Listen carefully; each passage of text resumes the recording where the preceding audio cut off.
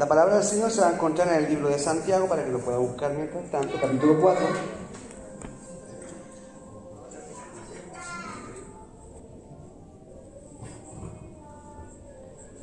Así que si lo ha encontrado, se puede... Sí, Santiago, capítulo 4.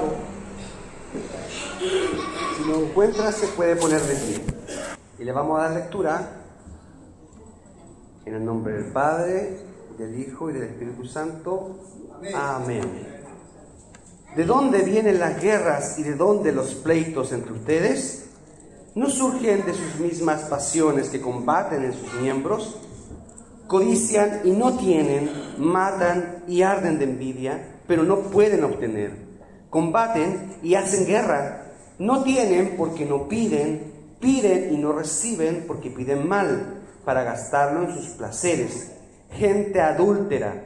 ¿No saben que la amistad con el mundo es enemistad con Dios?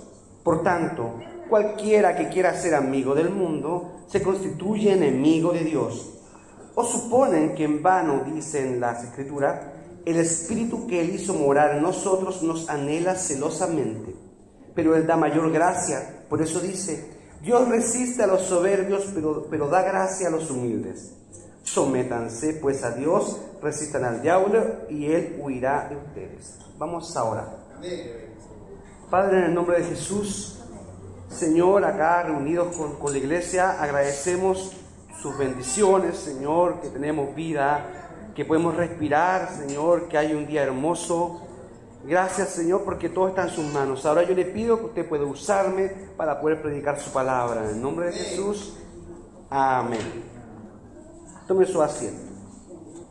Voy a hacer una breve introducción antes de entrar de forma bien profunda en el texto. Voy a hacer una introducción bien pequeña. El libro de Santiago, a ver, ¿quién podría ser Santiago? El autor. Bueno, esta carta se considera una carta universal, en el sentido de que no está dirigida en específico a una iglesia, como por ejemplo cuando Pablo escribió a Tesalónica o escribió a los Efesios.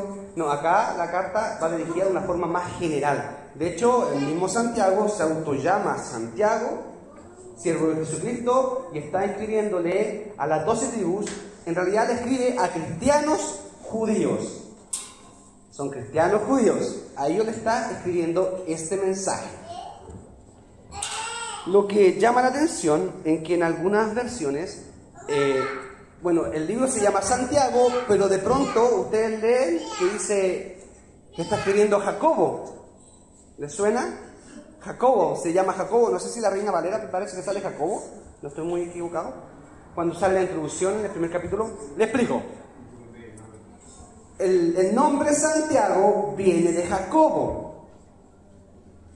Pero acá hay una mezcla de nombres que sucedió en la lengua española. Por ejemplo, este mismo libro en Portugal, en Brasil, no se llama Santiago, se llama Tiago. Y de ahí, entre las lenguas que van cambiando los sonidos, de Jacobo pasó de alguna manera a Tiago. Y también pasó así al idioma español. Pero la Reina Valera decía San, como San Pedro, como San Juan, como San, etc. De repente le dijeron Santiago y le hicieron compuesta y la mezclaron en un solo nombre. Y terminó llamándose Santiago, como la capital de Chile, Santiago. Pero como San Pedro, Santiago, Tiago. De hecho, hay una teoría por ahí que dicen que el nombre de Tiago, de Jacobo, termina también siendo Diego. Pero no está comprobado. Pero es un dato extra para que usted lo tenga. Le comento, acá el autor Santiago se llama siervo de Jesucristo, pero todos los teólogos, yo digo la mayoría, concuerdan en que este Santiago es el hermano de Jesús. El hermano de Jesús. No es Santiago apóstol, sino el hermano del Señor Jesucristo, hijo de María. De hecho, es más, dentro de la Biblia, el Nuevo Testamento, hay dos autores que eran hermanos de Jesús. ¿Lo sabía? Judas, no el Judas Iscariote, no, este Judas el que dice Judas, siervo de Jesucristo y hermano de Jacobo. Y dice Judas. Y este Jacobo, el que yo le digo que es Santiago. Son hermanos. De hecho, sí hay algunas hipótesis. Por ejemplo, no sé, la Iglesia Católica no puede permitirse decir hasta cierto punto que María dio a luz más hijos, porque para ellos María tiene que ser una perpetua virginidad. Jerónimo, quien tradujo la Vulgata, que fue la primera Biblia traducida al idioma latín, él apelaba a la virginidad perpetua de María para hacerla santa. Como que después que Jesús nació, María no tuvo más intimidad conyugal según la Iglesia Católica. Usted lo ha escuchado, ¿no? Entonces por eso es que es difícil para los católicos quizás hasta cierto punto asumir que este autor Santiago fuera hermano de Jesús.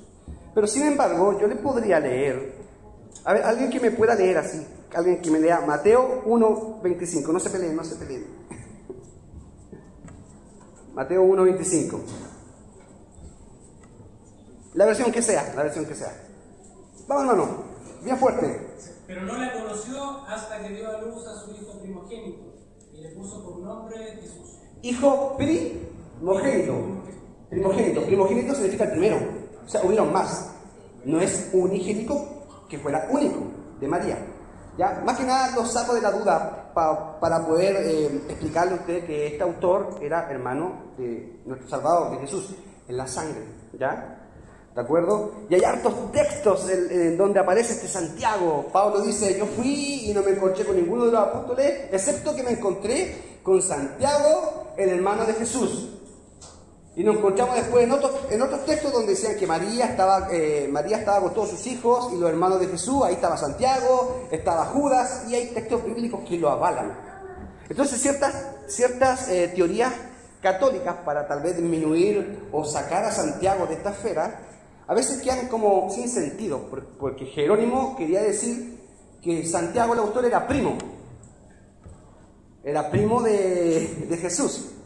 Y hay otra teoría, y esta ya para no aburrirle tanto, la teoría epifánica es una teoría que decía que José era viudo y tenía más hijos, y se casó con María, y por eso que este Santiago se dice que es hermano. Son teorías solamente.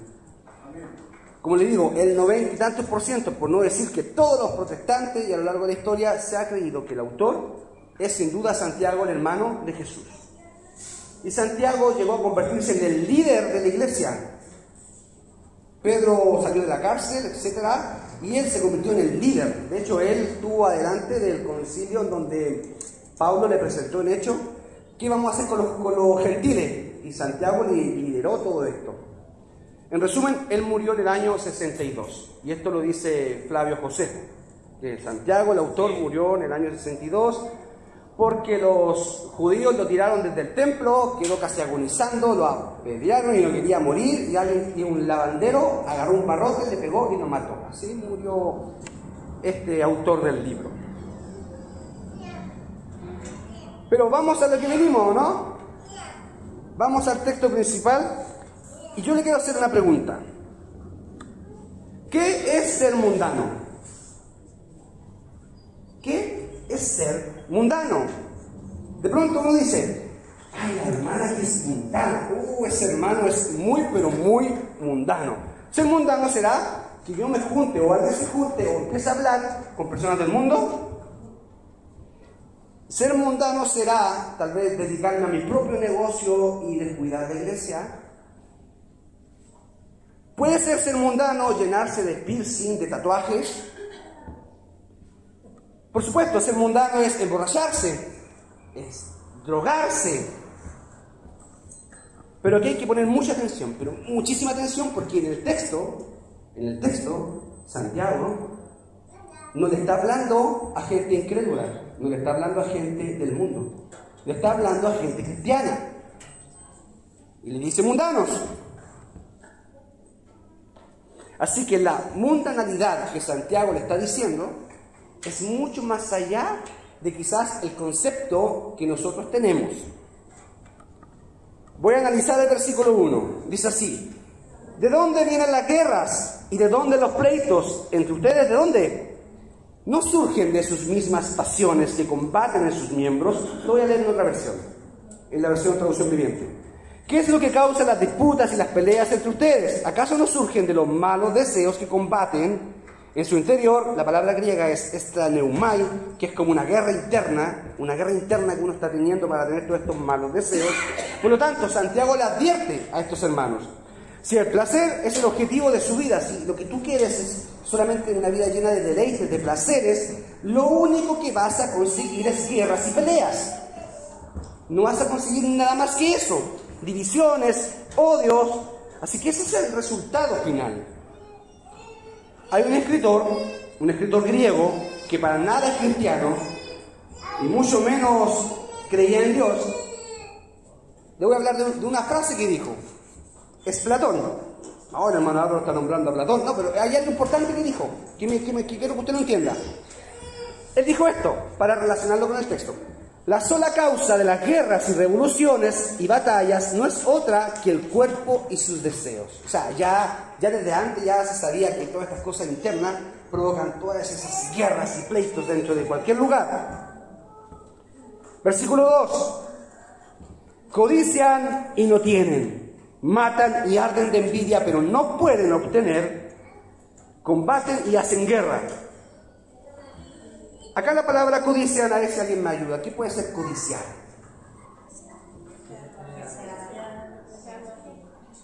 Sí, perfecto, muchas gracias. Bueno, la Real Academia Española lo dice: afán excesivo de riquezas.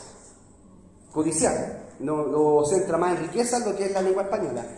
En griego, sí es eso, pero quizá abarca un poquito más. Esta misma palabra en griego es así: espitsumeo, la que aparece ahí en codiciar, codician. Y esa misma palabra aparece en Mateo, cuando Jesús estaba en el Sermón del Monte, y dice esto: pero yo os digo que cualquiera que mira a una mujer para codiciarla, es la misma palabra, codiciarla, que aparece en Santiago. No implica mucha plata acá, ¿cierto? Implica más que eso, más que dinero. Así que, mi hermano, son las preocupaciones, las riquezas, los deleites de esta vida que juntos sofocan el mensaje que nos ha llegado. Esa semilla. ¿Se acuerda del sembrador? Una semilla en el camino, otra en piedra, otra en espinos. Ya, la espino es la que me importa. Lucas 8:14 dice esto: en cuanto a la parte que cayó entre los espinos, estas son los que oyeron, por supuesto, el mensaje, son ahogados por las preocupaciones, las riquezas y los placeres de la vida. Y no llegan a la madurez, o sea, no llega a crecer. Una persona, al verse atrapada en sus pasiones, en los placeres, su vida queda completamente invadida de la maldad, del odio, del rencor. Así que, cuando Santiago prácticamente le está diciendo: es que tú eres mundano, pero ¿cómo si yo no me emborracho? Pero es que tú eres mundano, pero ¿cómo si yo no consumo droga? Pero es que tú eres mundano porque tú tienes odio, porque tú tienes rencor, porque tienes envidia, porque no tienes misericordia. Por eso eres mundano, son cualidades mundanas. Esa es la idea de Santiago. Porque cuando usted lee la carta se da cuenta que estos hermanos no tenían problemas de borrachera, no tenían algunos otros problemas, pero sí tenían estas divisiones internas. La gran encrucijada, el dilema, de la vida radica entre elegir, entre satisfacer nuestra naturaleza caída o agradar a Dios. Esa es la situación que vive el cristiano a diario. Y todos la vivimos. Acá yo soy un pecador. ¿Usted también lo es? A diario estamos enfrentando en estas situaciones. ¿Qué hace? ¿Agrado a Dios o satisfago la carne? Es algo normal, pero la Biblia nos dice, aunque sea quizá algo que nos sucede por nuestra naturaleza caída, el cristiano debe esforzarse. En el mundo, el objetivo principal del ser humano es complacerse a sí mismo. Entonces esto provoca como resultado guerras, divisiones, pleitos. Es más, el codiciar ese poder enorme ha llegado a generar enormes guerras. ¿Cuántas guerras han habido en este último tiempo? Que cuando ni se escuchaban las guerras desde la Segunda Guerra Mundial, ahora las guerras están... Usted busque noticias y va a ver. Es lo mismo. La vida dominada por el placer tiene ciertas consecuencias inevitables. Voy a ir enumerando algunas y vamos a ir analizando. Miren, ¿qué es lo que hace? Hace que las personas quieran pelear. Los deseos, como dice Santiago, son poderes bélicos potenciales. Utiliza puras palabras griegas para guerra en ese texto. Codician y no tienen, matan y arden de envidia, pero no pueden obtener. Combaten y hacen guerra. Es como bien figurativo, ¿eh? Así que hacen que las personas estén constantemente en pleitos. ¿Saben por qué? Porque desean fundamentalmente las mismas cosas. Riquezas, poder, prestigio, reconocimiento, bienes materiales, satisfacción de los bienes carnales, que desean lo mismo y andan combatiendo. Por ejemplo, voy a dar un ejemplo. Un hermano obtiene un muy buen puesto de iglesia. Y de pronto otro dice, ¡ay, el chico de puesto! Se enciende de... Aquí no se enciende. Es que esa hermana, ese hermano, sus hijos son súper exitosos, pero los míos, se encienden. El hermano cambió de casa, cambió de auto, aquí. El hermano empezó a estudiar esta carrera, aquí. Entonces, empezamos a actuar como verdaderos ardemos de envidia. Le dice a cristianos. Esta carta no es para el mundo. Esta carta es para gente cristiana. Codician y no tienen. Qué triste, pero qué triste. ¿Qué sacan con codiciar si al final no logran tenerlo? Los deseos mundanos, por más intensos que sean, no siempre logran su objetivo. No siempre lo consiguen. Una persona desea ser feliz, pero no lo consigue. Alguien ambiciona, quiere ser famoso, y entre más pasa el tiempo, menos atención le ponen. Cuando todos se esfuerzan por conseguir estas mismas cosas, se convierte el entorno en un campo de batalla, en una guerra constante, al extremo de que no me importa eliminar a alguien que me está estorbando. 2, escuchen. El ansia de placer arrastra a las personas a acciones vergonzosas.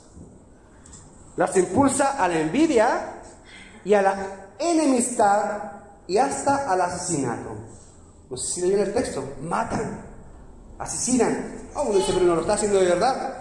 De forma figurativa. Sí, quizás asesinan porque es que tanta mala que le ponen a un hermano que si le pasa algo, ese no es mi problema. ¿Qué le importa lo que le pase? Son capaces hasta de matar. Uno de los comentaristas que yo estuve leyendo habló en un texto algo bien importante y a mí me gustó y yo lo extraje y dije, de aquí voy a sacar unos pasos. Aunque él no nombraba pasos, hablaba nomás. Yo saqué unos pasos y les quiero hablar lo siguiente. ¿Qué pasa cuando la gente se deja seducir por todas estas cosas y cómo todo esto comienza? Son un proceso sencillo, es súper fácil el proceso, pero terrible. Escuchen. Primero, la persona se permite desear algo. ¿Por qué no? Te puede desear lo que quiera. Pero aquello empieza a dominarle el pensamiento. Se encuentra pensando en ello involuntariamente. No quiero pensar, pero empiezo a pensar en ello. Tanto que en la vigilia, o como en el sueño, en todo momento, las 24 horas del día, si es posible, está pensando en eso. Llega a ser una pasión completamente que lo domina, dominante. Después empieza a imaginar maneras para obtenerlo, que pueden implicar eliminar a los que se interpongan. Esto puede mantenerse por cierto tiempo y de pronto de la imaginación pasa a la acción. Y cuando esta persona ya se encuentra en ese territorio, porque ya decidió hacerlo real,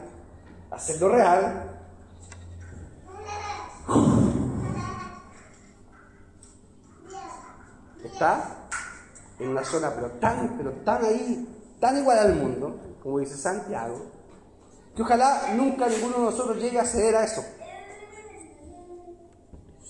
Así que el comentarista que estaba leyendo dijo esto: Todos los criminales del mundo empiezan por un deseo en un principio. No es más que un sentimiento del corazón, pero que abrigado largo tiempo acaba por llegar a la acción. O sea, no somos criminales, pero si somos capaces de matar a un hermano, a lo mejor espiritualmente, visto desde Dios, desde la mirada de Dios, ¿cómo nos verá Dios? Que nosotros nos vemos uno a otro. Versículo 3, dice así, mire. Piden y no reciben porque piden mal, para gastarlos en sus placeres. Por supuesto, yo no soy uno de los hermanos que más ora acá en la iglesia. Hay hermanos de oración muy destacados. Pero si uno estudia el texto bíblico, sí puede entender quizá a qué se refiere Santiago. ¿Qué es lo que le está diciendo a estos hermanos de que piden y no reciben? Porque piden mal para gastarlo en sus placeres. Mire, si las oraciones de una persona se limitan únicamente a aquello que satisface sus deseos, yo quiero esto, Señor, yo quiero esto otro, entonces son oraciones esencialmente de índole egoístas. Y por lo tanto, Dios no tiene por qué estar tal vez obligado a responder estas oraciones. No digo que Dios no pueda hacerlo, pero si las oraciones fueran tan egoístas. El verdadero propósito de la oración es expresar a Dios: hágase tu voluntad. Sin embargo, la oración de quien está dominado por los deseos y los placeres, ¿cuál cree que es?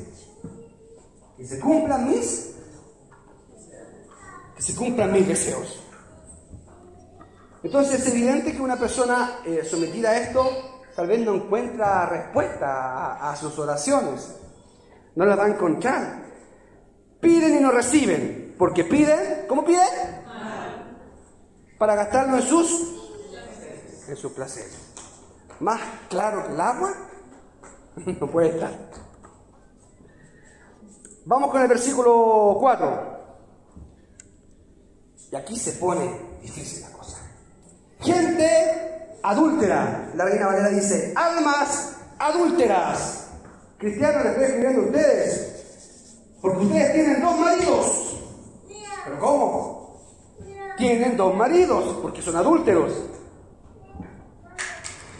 ¿No saben que la amistad con el mundo es enemistad con Dios? Hermano Álvaro, ¿pero cómo? Acá hay una contradicción. Si no dice la Escritura que Dios ama al mundo, entonces ¿por qué acá parece que Santiago dice que no hay que amar al mundo?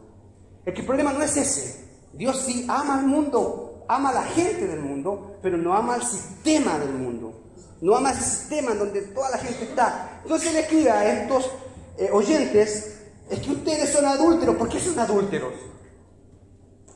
¿Qué pasa en el adulterio? Ellos están amando, tienen otro esposo. Que la idea se basa en el Antiguo Testamento. Yo les voy a leer unos textos nomás. En Isaías 54:5 dice esto. Isaías 54:5. Porque tu marido es tu hacedor, el Señor de los ejércitos es su nombre. ¿Quién era? ¿Dios qué es lo que era? ¿De Israel? ¿Se puede entender o no? Le voy a leer uno más, el último. Jeremías 3:20. Jeremías 3:20. Sin embargo, me fuiste infiel, pueblo de Israel. Has sido como una esposa infiel que deja a su marido. La amistad con el mundo no es tan así, quizás como tan fácil, no es tan fácil. Para Dios esto es un adulterio. Pero quiero que por favor me puedan entender y me sigan desde el principio. Porque la idea no era, como yo les dije, ¿acaso un mundano es aquella persona que está completamente tatuada? ¿Acaso un mundano es el que está lleno de piercing o el que se viste de tal forma? O sea, no es que yo quiera decir que eso no sea mundanalidad. No estoy diciendo eso, por favor. Pero quiero que comprendan que el ser mundano va más allá de algo exterior. Va más allá de lo que uno puede ver.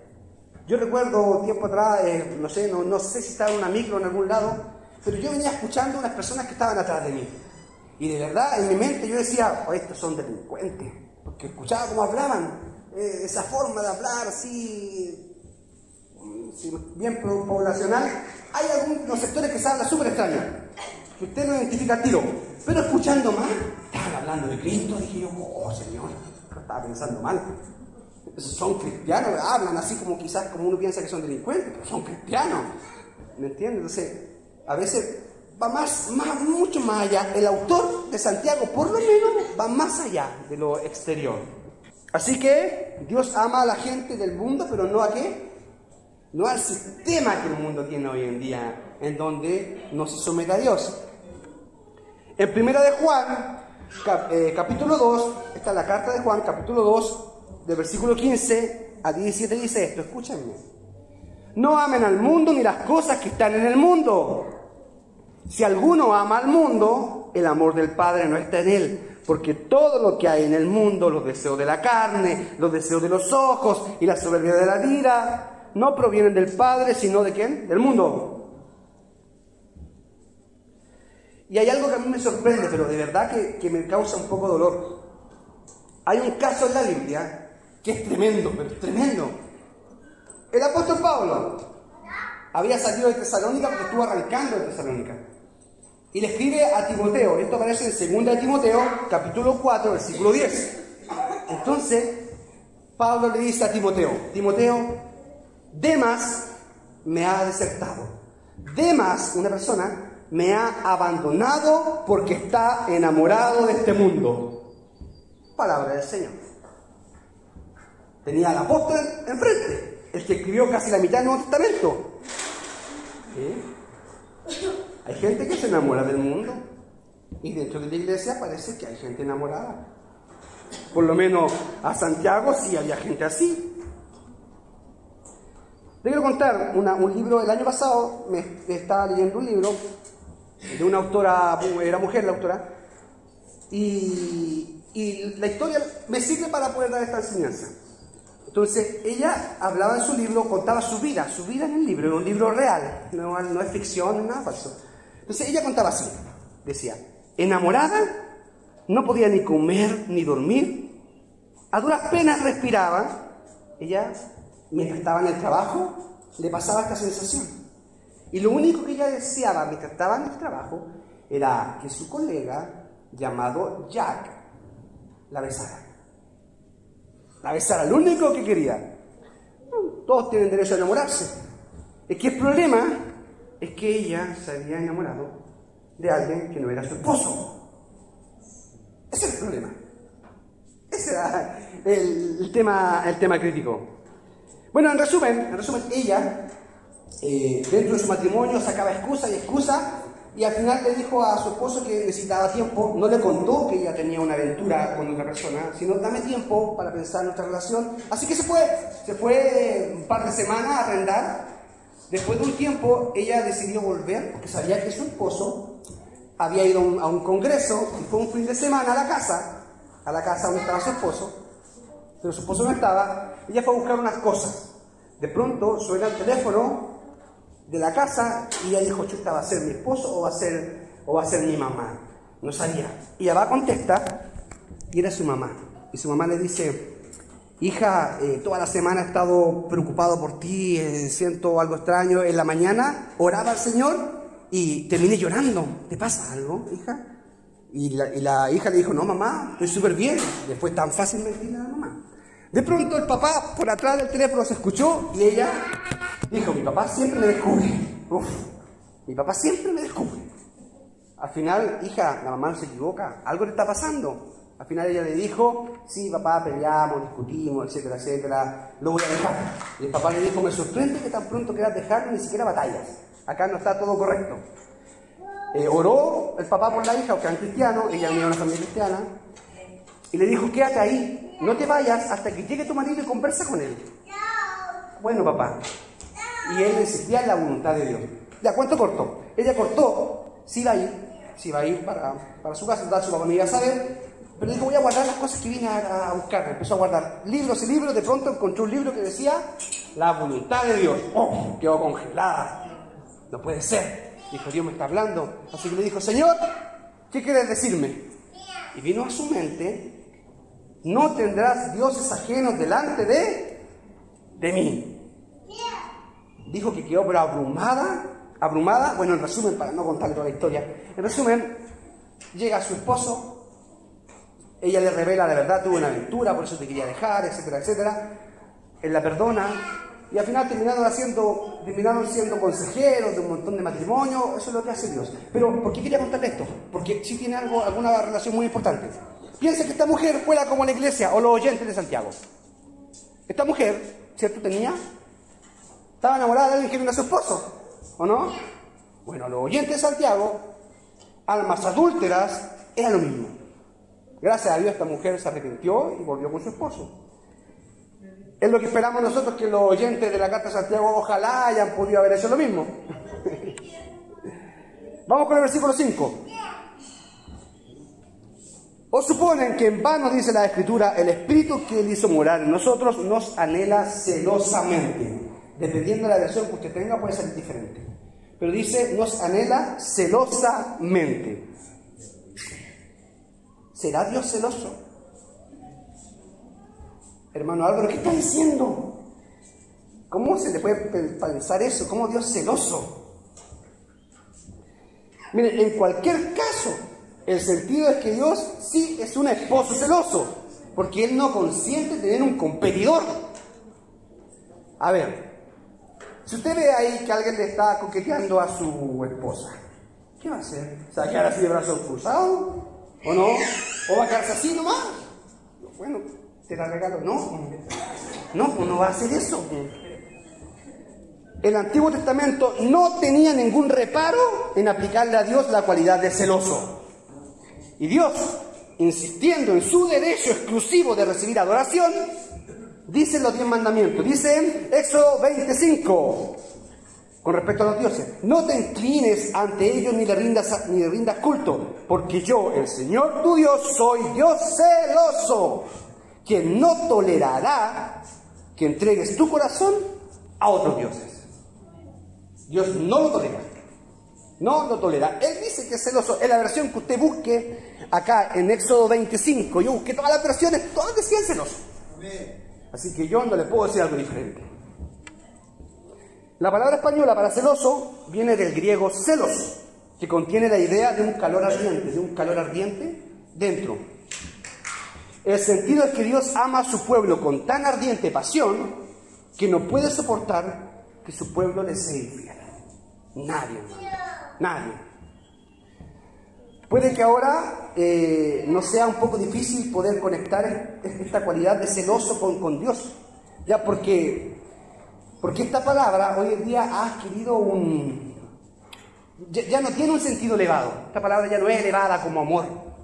Creo que esta palabra tiene un sentido bien malo, ¿no? Es que ella tiene un novio celópata, es que ello no ha adquirido el valor que se merece dentro de la Escritura, como un calor ardiente. Hoy día como que está un poquito más... Pero bueno, lo estoy diciendo lo que dice la Biblia, ¿ya? Espero no salirme de esto, que sale así, y Dios se llama así. Desde la lupa de Dios, si lo vemos desde el punto de vista de que Dios nos mira, a veces nos creemos muy santos. Quizás los hermanos de Santiago tal vez se creían santos, los oyentes de la carta de Santiago. Sí, porque estamos congregados en la iglesia, entonces, o porque soy miembro, me creo muy, muy santo, ¿ya? Más santo que el que está afuera en el mundo. Pero eres mundano, mi hermano, porque tienes envidia. Pero eres mundano porque tienes rencor, porque tienes ira, orgullo y entre muchas cosas más. Ezequiel 16:51 dice lo siguiente, escúcheme, Ezequiel 16:51. Ni siquiera Samaria cometió la mitad de tus pecados, habla de Israel. Tú has hecho cosas mucho más detestables de las que hicieron tus hermanas. En el texto más arriba dice Sodoma y Gomorra. Ahora ellas, Sodoma y Gomorra y Samaria, ahora ellas parecen rectas en comparación contigo, que tal vez vas a la iglesia. Y los que están en el mundo nos juzgamos siempre. Siempre juzgamos al mundano por ahí, por todas sus cosas, que se viste así, que está... Yo insisto, sí, hay cosas que son mundanas, pero quizá podríamos centrarnos un poquito más en lo que dice la Biblia, ¿ya? Porque lo exterior sí importa, no digo que no importe, pero parece que lo de adentro, el autor de Santiago le está pegando fuerte a estos oyentes. Después dice el texto, dice así, pero Él da mayor gracia, por eso dice, Dios resiste a los soberbios, pero da gracia a los humildes. Así que estos hermanos eran soberbios también. Cualidad mundana. Así que pueden haber mundanos dentro de la iglesia, pueden haber cristianos mundanos. Puede que sí, yo creo que sí. Sométanse pues a Dios. Esa es la fórmula. Sométanse a Dios, resistan al diablo y él huirá de ustedes. Sí, el diablo va a huir porque no va a querer estar ahí enfrente de un cristiano que está sometido a Dios. Le va a dar miedo, no va a querer perder el tiempo. En resumen, y ya está la parte final, Santiago nos advierte con claridad que la amistad con el mundo es enemistad con Dios. Es que tú te pones como enemigo de Dios. Ser mundano no se trata solo de la apariencia externa o de ciertas costumbres visibles que usted puede estar viendo, sino de un corazón que busca complacer sus deseos antes que a Dios. Eso es ser mundano. El mundo, ¿qué es lo que ofrece? Riquezas, placeres, reconocimiento, pero eso te aleja de Dios. Si tú aceptas todas estas cosas, te alejas de Dios. ¿Se acuerdan de Demas? Demas abandonó el camino porque amó más el mundo. Y es triste, pero muchos hoy en día siguen ese mismo camino de Demas. Sin embargo, Dios nos llama hoy en día a marcar la diferencia. Dios nos anhela con celo. Le guste o no, pero nos anhela con celo, como un esposo fiel que no tolera la infidelidad de su pueblo. Así que debemos examinar nuestro corazón. ¿Quién gobierna nuestra vida? ¿El mundo o Cristo? No hay término medio acá, no hay una zona neutra que a Dios les guste. Dios acá, oye, ¿sí o no? Frío o caliente.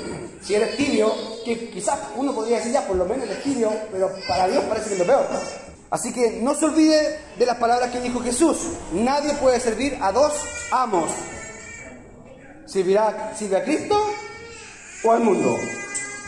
Así que, mi hermano, es un momento de tomar la decisión. ¿Dónde está nuestro corazón el día de hoy? ¿Dónde lo tenemos? ¿A quién estamos sirviendo? Que nuestra lealtad sea solo sea para Dios. Pues en Él vamos a encontrar la verdadera vida y vamos a encontrar, hermano, nuestro propósito eterno. Todos queremos irnos con Dios, ¿o no? Todos somos pecadores. Acá nadie puede ocultarle nada a Dios. Pero la Biblia nos dice, primeramente a mí, a usted, que debemos tal vez marcar esa diferencia más allá de lo externo, más allá de lo visible. ¿Me comprende?